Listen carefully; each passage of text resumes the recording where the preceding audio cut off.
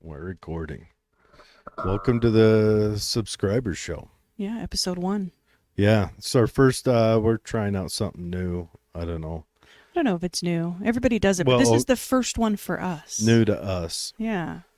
So today's show, we wanted to bring in some conspiracy theory that has been proven. Conspiracy fact. Yeah. So it started out as conspiracy theory, and it was actually denied by Congress many times when people were theorizing it, as they often do. No, it's not happening. Yeah. Nothing to see here, folks. This Yeah. isn't real. This Watch doesn't what's happening happen. over here. Yeah, but it is.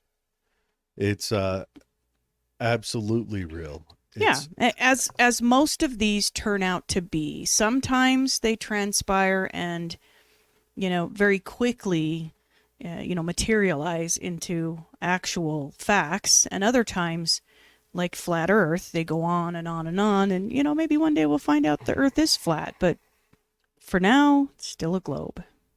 the, People are saying Australia doesn't exist either. like a plate. Yeah, Australia's fake. It's, Yeah. They've just got like a fence up around somewhere Anyway, in, I don't know if that theory has got as much support as where would it be? Let's theorize that. Would it be like maybe somewhere in Africa there's an island that when they took all of the prisoners over there, they knocked them out, and the island is already had aboriginals there, and the aboriginals look like they're a mix of maybe African and Indonesian people, or African and Polynesian people. So how would they work? They'd find an island. It's in the middle of a big lake that you can't see the lake from the island in Australia. And anytime someone leaves, what do they knock them out? Or how would that work? I don't know. Maybe it's on the moon. It could be on the moon. On the moon. Yes. But today's conspiracy theory, proven to be fact, that we're going to cover has to do with weather modification. And there's numerous theories that pertain to, real or alleged weather controlling projects. Well, you hear the arguments against it, like when Joe Rogan did that hunting whatever with Joe Rogan. It was a show that came out, I think, on Discovery or Sci-Fi about 15 years ago. He did one on weather modification, and he came to the belief that that it's fake. Yes. It's not done. It can't be done. None of that. None of that happened. But what we're going to talk about tonight is Well, and I mean, it's proven, and Yes. we'll get into that, and it's widely used, and we'll get into yes, that. and it's used today. Yeah. Maybe Utah has a weather modification program. yeah, maybe that stuff that happened down in Texas over the last couple of weeks is fallout from something like that. Indirect or direct. But Yeah. some of the theories include, Hurricane Katrina. They blamed that on HARP. Uh-huh. And the 2010 Haiti earthquake, the Tohoku earthquake and tsunami, and the Saravan earthquake have all been thought to have been attributed to, or in large part or completely, to modification of weather. But what we're going to talk about today is cloud seeding technology. And it's older than all those other situations. Much older. So if we look at the historical origins of cloud seeding, we find it as far back as the American Civil War, where it was reported that rain fell after every large battle, and it was reported so often, and it was believed to be attributed to the explosives and the gunpowder in the air that the United States Department of War in the late 19th century purchased $9,000 of gunpowder to detonate them in Texas in hopes of condensing water vapor into rain. Now, they say that the tests were inconclusive. So every time after a battle rain fell, that wasn't God crying. That was... Well, I think the scientists that looked at this wanted to understand, what's happening ground level that could be rising, into the atmospheric level and causing rain. So it started, people started talking about it back then. People started testing it back then. Now, in 1955, the Thailand Royal Rainmaking Project was conducted, and was discovered that many areas facing, these problems of drought, it's like over 82% of Thai agricultural land relies on rainfall. But the farmers were not able to grow the crops because of lack of water, and the Royal Rainmaking Project debuted on the 20th of July, 1969, and the first rainmaking attempt, they used dry ice flakes, and they were scattered over clouds. Now, reportedly, some rainfall resulted, and we still use dry ice today. So they took frozen CO2, Mm-hmm. And chipped it into flakes so that it could, I don't know, take longer to fall, and laced clouds with it. yeah, so the idea with cloud seeding seems very complex, but it's actually very simple. You launch into the clouds molecules that are larger than water molecules, and the water molecules collect on those larger molecules, and they Gravity become takes heavy over. and fall. And they fall in designated areas versus the cloud remaining light and moving over. So they take the CO2, they add it up there so that it will draw water molecules within its Mm-hmm. its magnetic field, apparently, or and then that makes the water draw in heavy, so it would be a little shard of CO2 surrounded by water. Correct. Okay. So that takes us to today's topic of conversation, which I hadn't heard about until Jared was like, weather modification, you should cover Operation Popeye. And I was like, I'm going to have to write that down, because to me that sounds like spinach and Yeah, you're thinking yeah, like what do you mean? Bluto and olive oil. Popeye was a military cloud seeding that was carried out by the U.S. Air Force during the Vietnam War. And this program was highly classified. And what it was designed to do was extend the monsoon season over specific And make areas. it more aggressive. Yes. And aim it.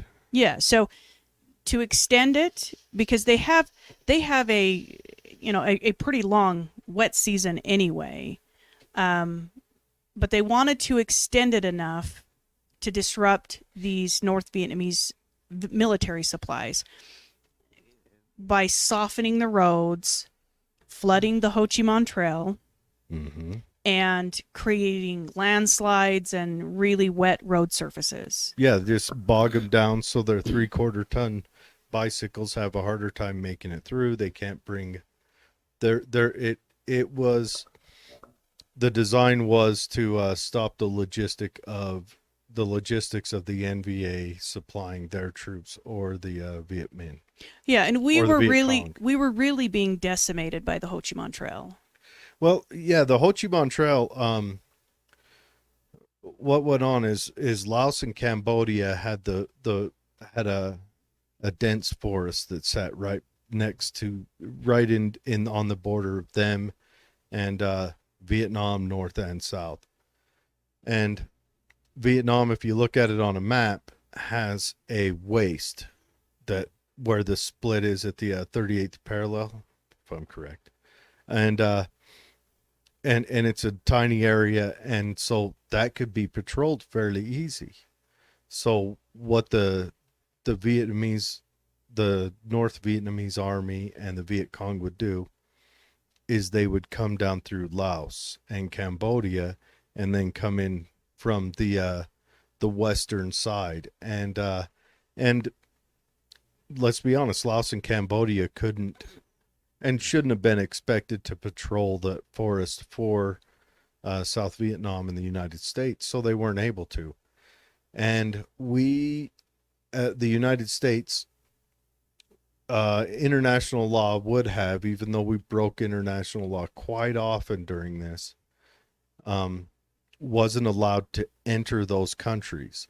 And Vietnam's a sad state for the world, and we can get into that another time if you want to hear my rantings and ravings. But that was the pretty much the last time that we honored national borders as a military for a minute, and then we quit during that war. But there was a lot of top secret stuff going on there, into Laos and Cambodia, and you could argue that our infractions into Cambodia caused the rise of the Khmer Rouge and things like that. So they wanted to figure out how to stop the Ho Chi Minh Trail. And the North Vietnamese were ingenious on how they did stuff. They picked the trail so it'd have the most canopy, so it would cross rivers that looked like they were impassable, and they would build bridges that were 1 to 4 inches underneath the water line. So you couldn't see them. So you couldn't see the bridge. So even when we do aerial photography or try and do long range patrols into it later on, it was harder to notice. You would notice that there's a river or a canal here, and we can't see the trail, so we can't impede the trail that way. And we'd see, that they were uniquely prepared to fight in that environment and to And we operate. were not. Yeah, no, we weren't. So McNamara, who was the Secretary of Defense, was aware that this type of operation might see major objections, and not just by the people in the United States, but the international Think of the scientific ecological community. Yet we don't know. Still to this day, we don't know the ecological fallout. I mean, Agent Orange was a heinous crime, and then to stack on top of that, changing the ecology so that more mud, more debris got swept out through the deltas. Right. So because of that, he said in a memo to the president that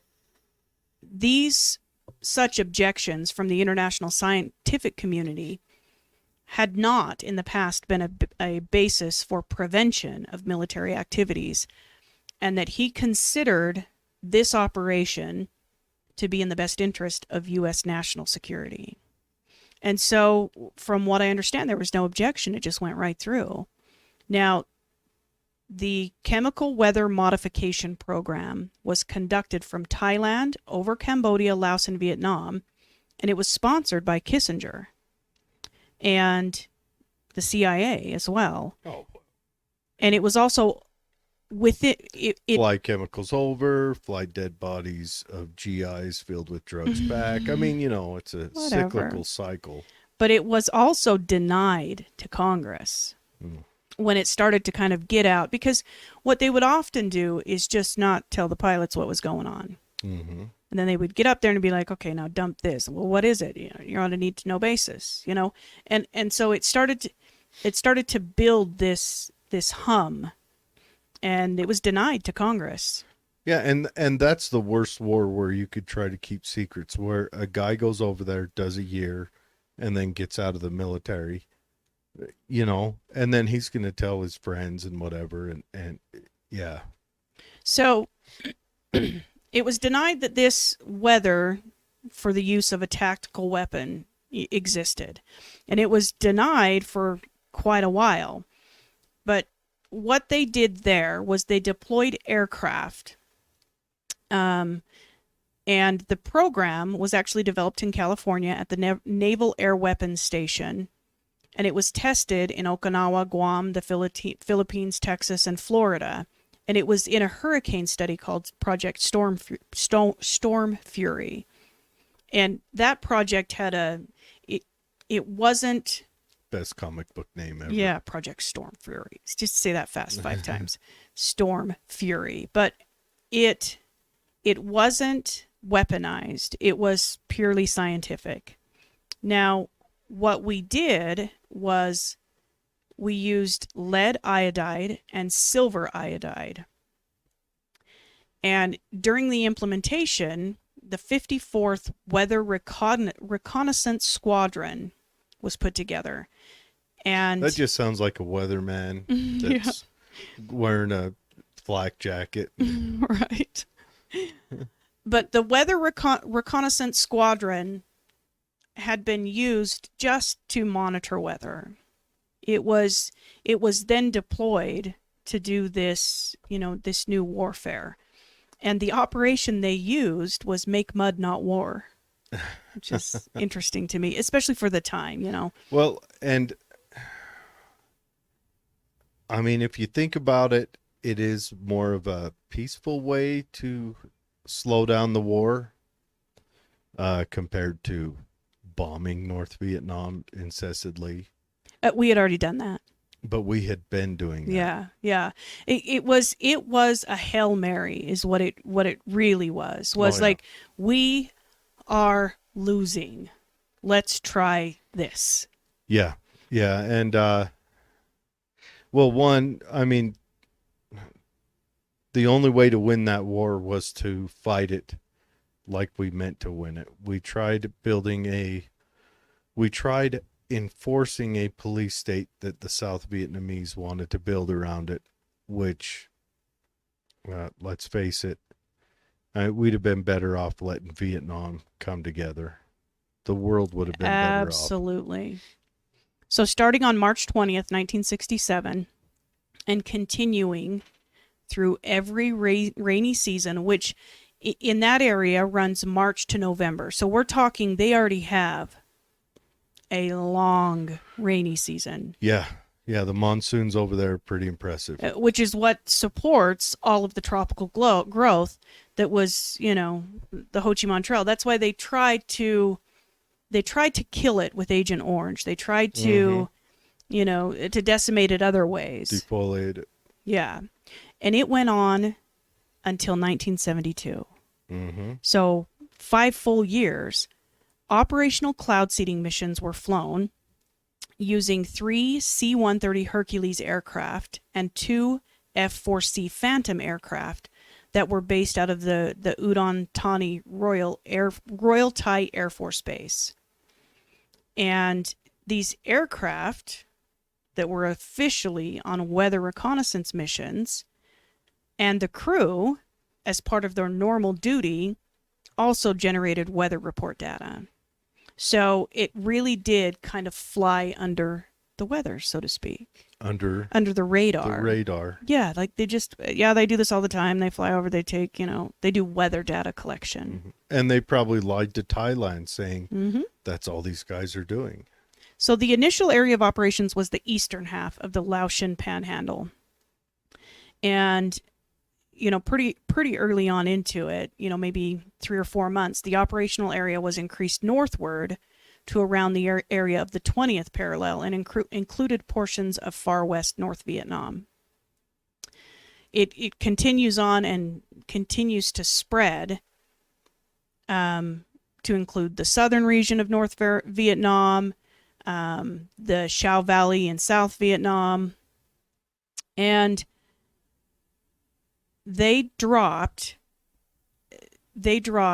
a ton. Oh, yeah. It's 40,000 or 50,000 runs of this particular, iodide and things they dropped into this. Now, they did see some success. Yeah, made it rain up in that Right. I mean, it was successful in the sense that it did modify the weather. It actually extended it by, 30 to 45 days. Now let's talk about the complication of that. First, they go in with Agent Orange and they defoliate it, kills the plants, and then they go in and make it rain harder, which would cause the topsoil to give way because the plants aren't there to hold the topsoil sturdy and to drive the running water into certain areas. So imagine a lot of the mountainsides and a lot of the terrain just getting washed out and just, you know, moving. How much change has been done ecologically because of that? Well, and I think I don't think we'll ever understand because a country can't recover from something like that because one, it's so unforeseen. I mean, for 5 years, your monsoon went on from March through December. Mm-hmm. So we're talking crops that need it to dry out. That's 5 full years. Yeah, they can't plant. They can't plant. They can't harvest. Right. So the fallout effect of that, minus the geological, fallout effect, has to be at least a generation. Yeah, and then add on there, I mean, what we're given to the people by way of Agent Orange and the Right. birth defects and cancers that have been popping up ever since, Well, and we don't understand. So everyone wants to say that these materials they use for cloud seeding are all safe.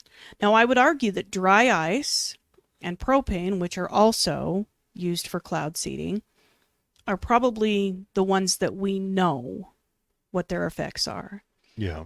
But large quantities of these other chemicals. Isn't barium and aluminum some of the modern day chemicals they Right. use? So the large cloud seeding operations, we don't know. And we also don't understand what happens downwind. Because, I mean, really, if the moisture is dropped from the cloud before it reaches its next destination, it's, really taking from Peter to pay Paul. Mm-hmm. And that's what so it may cause droughts in other areas. That's what we're seeing today. Or at least, it's, thought that that's what we're seeing today. Now, we've all seen those videos from Texas where the ice doesn't seem to melt. Yeah. Could that be the effect of the dry ice? It could be. A lot of the people down in Not Texas. that I'm saying that Texas is officially a cloud No. seeded issue. And it's probably more likely a combination of environmental factors. We have a lot of vast farmland down there. They use a ton of different chemicals to, keep their crops bug free and weed free. Mm-hmm. And all of that's going to be floating into, the atmosphere or at least in the ground. And then when you have a large snowstorm, historical measures by any stretch, snowstorm and dropping temperatures, it could just be that, like the perfect storm. But they're finding this plasticky kind of substance that's left behind when the snow does finally melt. And it looks like cobwebs, but it's highly, highly flammable. And so, wonder what that could be. I mean, it could be plastic in the air. It could be a Maybe big they plant. had a convection that. Right. It could be a big plant that processes plastics or has that, kind of that fallout from it, that's emitted in its smoke. Could be a lot of things. It really could. But the ones that we do close to home use commonly the silver iodide, the potassium iodide, dry ice, liquid propane, and even things like table salt. Because Mm. again, it's not a chemical reaction. They use these things because their molecules are spiny and large. So it's not, people often thought that weather modification was a chemical reaction where they would spray something on it and it would react with the water molecules and force the cloud to dry itself out. When in fact, what they're spraying are just large, Relatively large. larger than water molecules, and the shape is kind of star shaped, so the molecules stick to the nuclei. And it may be also that it's, they drop something that carries an inherent positive charge, and if water has a negative charge, then it'll grab it and pull it down. So the way that Popeye was finally disclosed was reporter Jack Anderson in March of 1971, so a full year before they stopped operation, published a story in the New York Times. And it was concerning Operation Popeye. He didn't call it that, but he made a brief mention in it that operations in Laos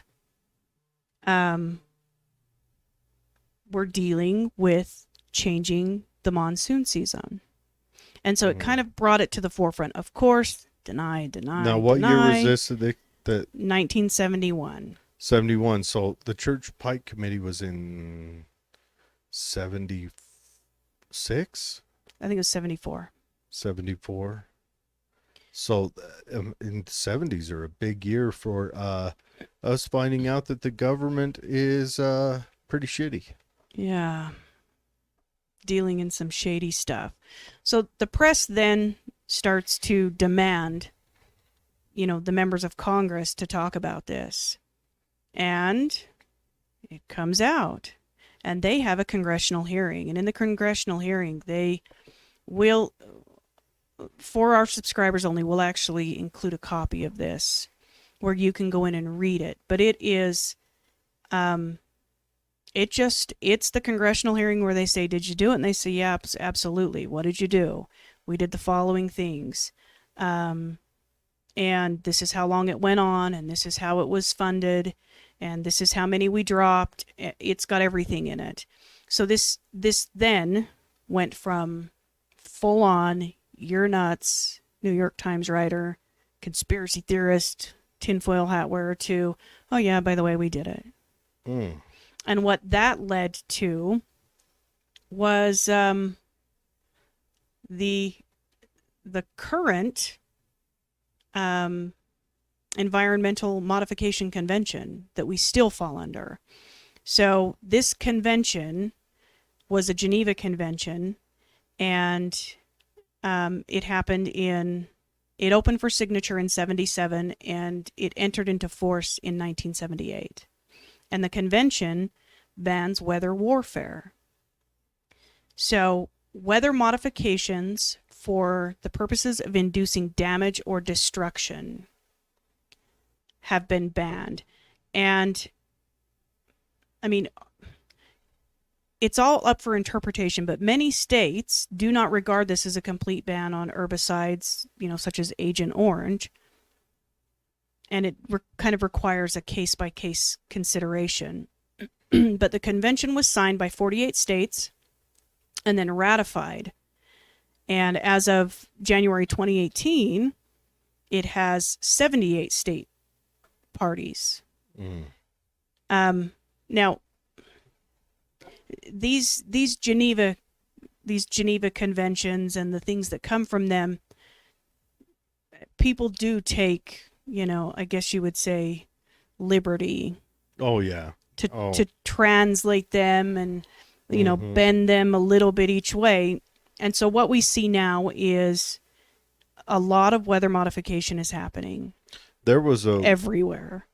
There was a convention in 1903 or whatever, right before World War I, where they tried a a limited warfare, we can't invent new weapons, we can't invent new whatever, and everybody ignored it. Yeah. Russia was, I think, the one pushing it because they were so backwards, but yeah, everyone ignored it. So today, California, Idaho, Nevada, Utah, and Wyoming all have official cloud seeding programs. Texas and North Dakota have summer programs. And I did a summer programs, like summer here, summer in December and January. Summer as in like, we've got to get these crops watered. Yeah. Ours are more about increasing snowpack. Because undeniably in the states, California, Idaho, Nevada, Utah, and Wyoming, the snowpack is what delivers the groundwater that services all of the communities. It's the livelihood. Now in Utah, what is our weather modification? So in Utah, we use dry ice primarily, and we use propane, liquid propane. And I don't have a lot of information on Idaho and Nevada, but Wyoming has the most vast cloud seeding program. They actually did a study that lasted 8 years, and their weather models show a 15 to 30% increase when they seed the clouds. Whoa. And Wyoming, if you've ever been to Wyoming, it never stops blowing. Yeah. The wind, so they seed miles and miles and miles before they want it to fall. Well, they seed in the Dakotas or Montana. And then it blows over somewhere, in Wyoming. But if they're lucky, it doesn't fall in Colorado and Utah. So this cloud seeding program, now Wyoming has done it with rockets, which are just launchers. They just rocket launch it in, it explodes a plume. But they're finding now, as the course of this program and operations is continuing, they're finding that it's probably more cost effective and more viable if you do it with airplanes and dump it on top. You don't lose as much, in the travel. You can be more precise, in the delivery. And then just, manning it, you don't have, right now they have like 25 launcher stations. All of them have to have people. All of them have to have fire support. All of them have to have water. Where a plane, takes off from one spot, it's loaded and does its business and can come back to the same spot. Does Anywhere contract with any of the airline industry? Now the airports have been using weather modification for fog and hail for a long time now. So they get rain to drop to wash the fog and when they see heavy fog rolling in, or when the conditions are conducive for fog, the airline will actually seed the clouds around the airport to force hail to fall. Because generally when you're seeding for snow, you get snow. When you're seeding for rain, it becomes hail because it's so large. And the conditions for fog are a little warmer than wintertime. So they force the hail to fall so that it's not right over the airport, causing... They cause it to drop. They cause the cloud to lighten before it gets to them. Now, is this done like through United or Delta? It's a state and federal. It's part of their safety. So you won't have like United and Delta have a drum of something in the belly now next to your underwear bag, and people talk about the conspiracy theories about chemtrails, the idea that the contrail coming off of the plane, which is very normal, they're burning fuel, but that they are also dumping chemicals. They're adding to it while they've already got the trail. And I have heard that may be true, that in the cockpit that there may be a little magic button, a button, and that the pilots may be given, on this trip from this altitude for this length of distance. We want you to do this. So, I mean, everything is a conspiracy until it's not. Everything. I had my my aluminum foil hat pulled out for this one, but it makes my head sweat so bad. Yeah. So when you think about this, so it is real. 100%. It is real. Our state weather modification is real. China right now has the world's, I mean, it's got 32,000 employees. Well, didn't China do it for the Olympics a few years back? and they, I mean, just to knock the smog out. Well, what they did is they said they guaranteed a beautiful opening ceremonies for the Olympics. And so they heavily seeded the clouds surrounding Beijing for 2 days prior to the Olympics. And it was a beautiful, clear day that day. So I would like to know, now, granted, we can't get those studies from China, but has there been, or was there an immediate after effect, such as surrounding areas got drier, or, you know? Well, you have to wonder not about what's happening today. Yeah. But when I look at, I mean, you should wonder about what's happening today too, I guess. Well, I mean, you know, let's say propane dropped in the sky falling on you. Does that have a bad effect? Well, I would think so. You know, granted, dry ice, that's frozen carbon dioxide. It's not as effective. That's why most people go to the other. But that's something that's already there. Right. You know, carbon dioxide, we breathe it out. But you'd think in a time when a lot of the world is screaming about that released into the atmosphere, instead of that being used to be released back into the atmosphere, we would maybe just shoot that part somewhere that we can control it, like maybe outer space. Right. You know, but then again, we may need it. You know, that the global warming argument, I don't think, my personal opinion, I don't think school's out on that to either side yet. And I think that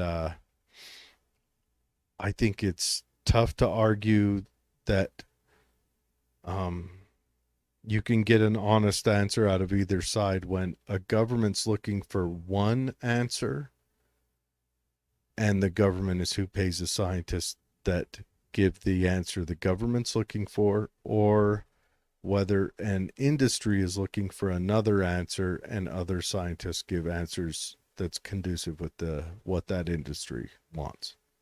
So when I was researching this, I kind of started to think, you know, okay, so we can't, per the Geneva Convention, we can't weaponize it, but we can still use it.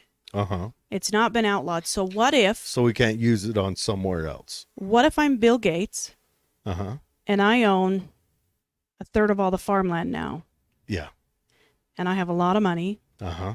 And I want all the rain to go on the farmland that I don't intend to use. Yeah, I could see him doing that. I mean, so I pay a company to come and seed the clouds so that I get all the rainfall, and all these little farms around me that grow whatever, they don't get the rainfall. They drought up. What if I own Washington Mutual and I have an area that I charge a premium because they often get hailstorms, and then I pay to have the cloud seeded before it gets to that area, and then I just keep that money that I would have been paying out to repair hail damage. Okay, that one I don't consider malicious, because then you're paying them to make sure you don't get hail. So either way, problem solved. Bill Gates, first of all, him buying up all the arable land, that guy's shady. Super shady. He is just shady. He's the founder of ID 2020. We'll do a whole show on that. You know, when people come out and they say... We could just do a show on him, his family lineage. Mm-hmm. You know, one that will be on our hosted on our site where subscribers watch it, and we won't get banned from everywhere else. But yeah, so I think that... And that's another thing we can do. We can add music back to the show again. Yes. Like right now during this, we should have constantly had like 60s and 70s Vietnam rock playing underneath it. Yeah, Robin Williams. Hello, Vietnam. Well, yeah, we could have had, all that, The Doors. Yeah, make mud not war. Yeah, This is such a corny slogan. we Why do you could have do a a lot. slogan? Why? Because it's the military. God. Acronyms and slogans. I mean, what do you want? God. But I mean, I think that at first glance you go, oh, okay, so that makes sense. You need more snowpack. But we have to recognize the delicate nature of the atmosphere and the amount of water going up and its cyclical nature on where it normally drops it, how often, how much. Yeah. And we're really playing God in the sense that, what's getting affected downstream from that? right. The Sahara used to be a lush forest. Now, Wyoming argues that, those downstream still get the water.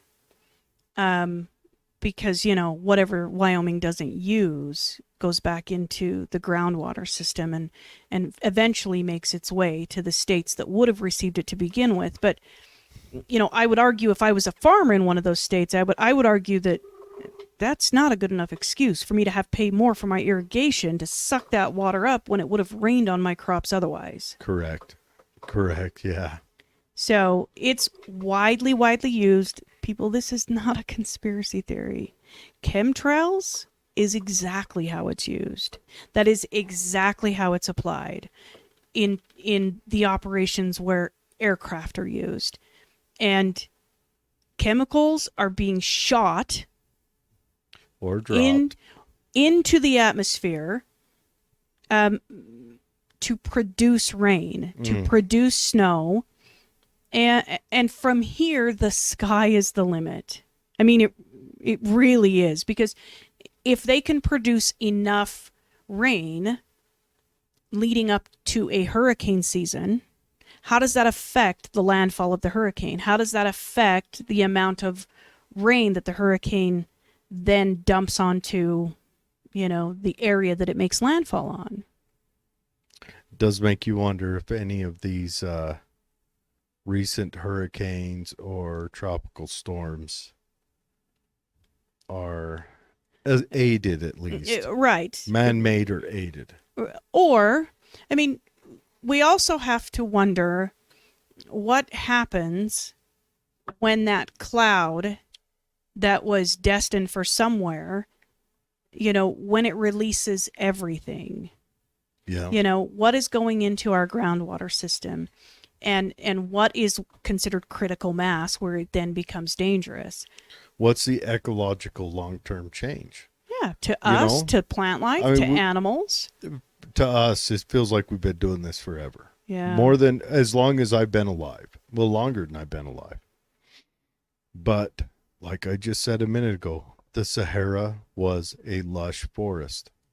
So we don't know what changes this is going to cause. Are we going to cause a place to dry out that is, farmed land that becomes a dust bowl? And then that dust bowl, like in the 30s, spreads across the nation.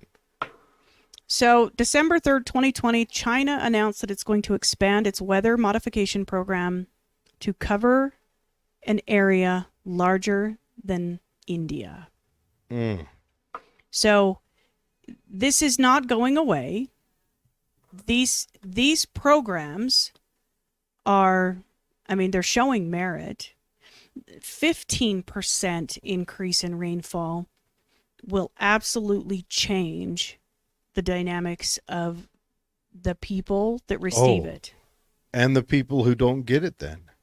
30%. Wyoming uses their weather modification program to plan future neighborhoods and future subdevelopments and commerce. They say, well, if we do weather modification here, then we'll have enough water that we can supply that.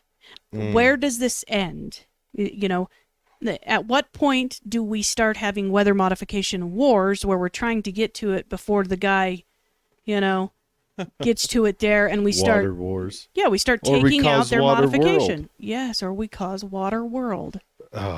This is, there's the theory of the great filter. And the theory of the great filter is when we look out into space, where's all the intelligent life? And maybe there's those steps along that line of intelligent life. And the thing that, well, I'm sure when gunpowder first came around, it was on everyone's mind that everyone's going to die. And then you've got the nuclear bomb. And then you've got, but what if it's something like weather modification? Yeah.